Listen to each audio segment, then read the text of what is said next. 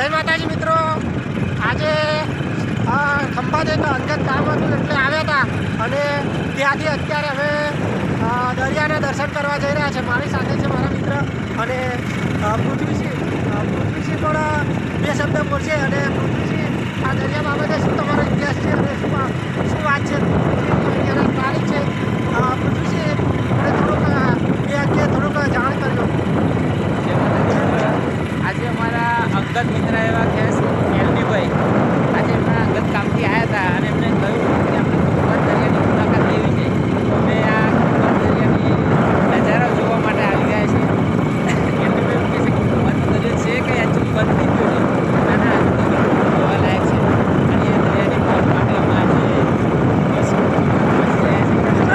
સાથે સાથે બળવંતસિંહ, હિતેશભાઈ, સંજય સોડા, જિગ્નેશ અને બીજા મિત્રો પણ છે. અને મિત્રો ગાડીમાં આગળ ગયા છે, પરંતુ અમને થોડોક પવન અને ખુલ્લા હવામાં જવું હતું એટલા માટે મિત્રો અમે બાઇકનો ઉપયોગ કર્યો છે.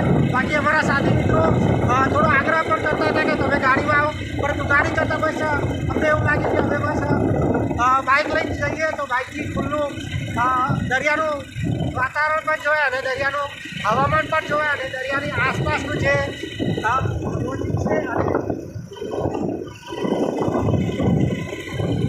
દરિયાનો જે શરૂઆત થાય છે ત્યાંથી તમામ પોઈન્ટ ખુલ્લામાં જોઈ શકાય. તમે જોઈ પણ શકો છો મિત્રો. અત્યારે આપણે દરિયા નજીક પહોંચવા આવ્યા છીએ મિત્રો. બાજુમાં મસ્ત ગાર્ડન પણ છે, જરા એ બાજુ પણ એક મિત્રો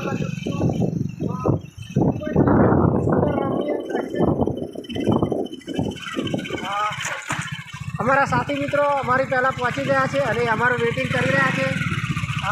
દિલથી આભાર એમનો. બળવંતસિંહનો પણ ખાસ આભાર.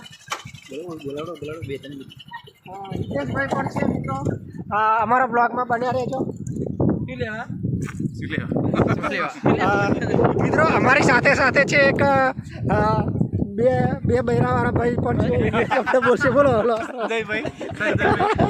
આવું કેમ ભાગો બોલો.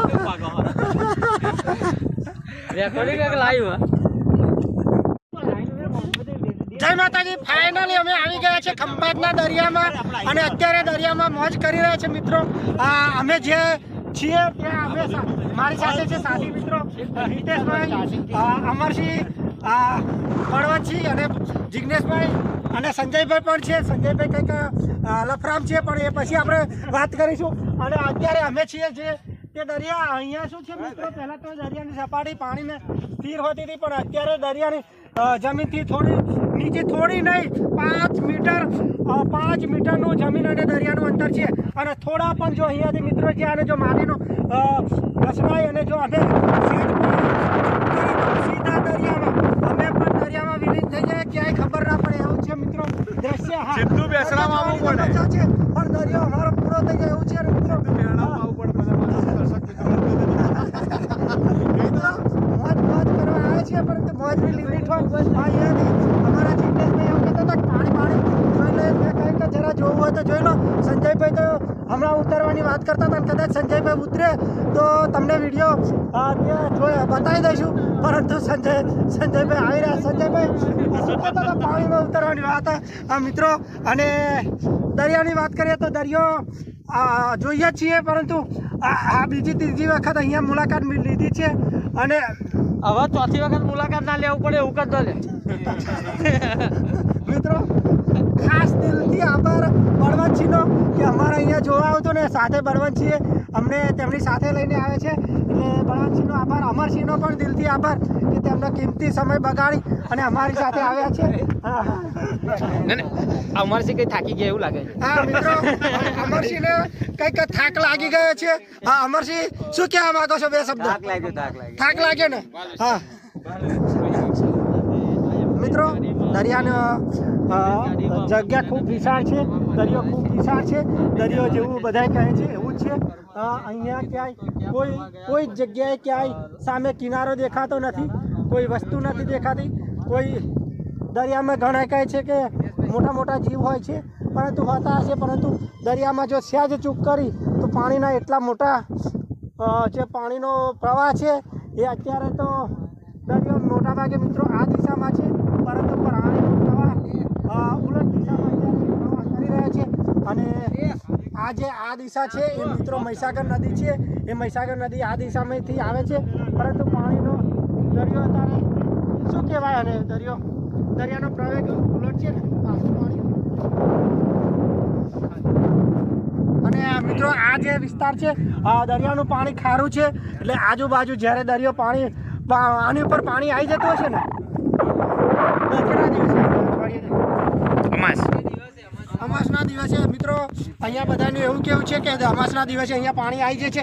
અને પાણી આવે છે કે નહીં તો મિત્રો પાણી આવી જ જાય છે. જો નહીંતર 5-7 દિવસમાં જમીન સૂકી થઈ જાય. પરંતુ અહીંયા પાણી કેટલો દરિયાનો પાણીનો વેગને કોઈ દરિયાના મોજાનો કોઈ વેગની લિમિટ હોતી નથી. મિત્રો એ સમજી શકો છો અહીંયાથી 18 ફૂટથી વધારે જગ્યા છે, અને 18 ફૂટ જેટલું પાણી જો એક જ દિવસમાં ચડી શકતું હોય તો મિત્રો દરિયો ગાઢો છે એ કેવું કોઈ ખોટું નથી. હા, સૌ કોઈ મિત્રોને એક વિનંતી છે કે તમે જે પણ અહીંયા નાસ્તો કરવા આવો, જે પણ કરવા આવો, એટલે તમે જે પ્લાસ્ટિકના વસ્તુઓ લાવો છો એ દરિયામાં ના નાખો.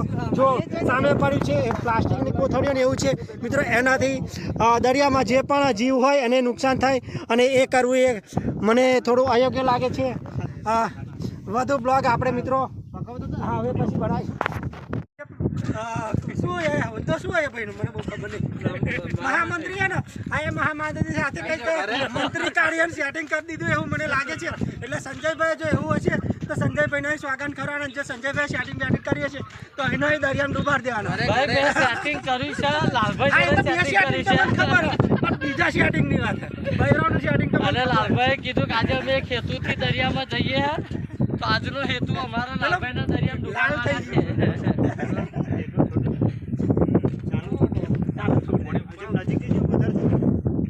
ના છોડે. જય માતાજી મિત્રો. સાથી મિત્રો સાથે અત્યારે અમે દરિયાની મોજ કરવા જઈ રહ્યા છીએ, અને સાથી મિત્રોમાં બધા જ મિત્રો છે, અને આવો સમય ક્યારેક જ મળતો હોય છે. અને આ ઉત્તરાયણ પહેલાંનો સમય છે, એટલે મિત્રો કાલે ઉત્તરાયણનો દિવસ શરૂ થાય છે, એટલે આજે આગલા દિવસે એક મોજ કરવા જ આવ્યા છીએ. અને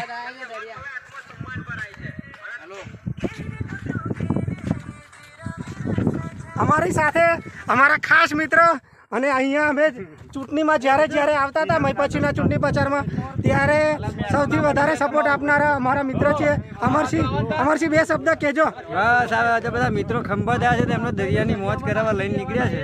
તો શું આવે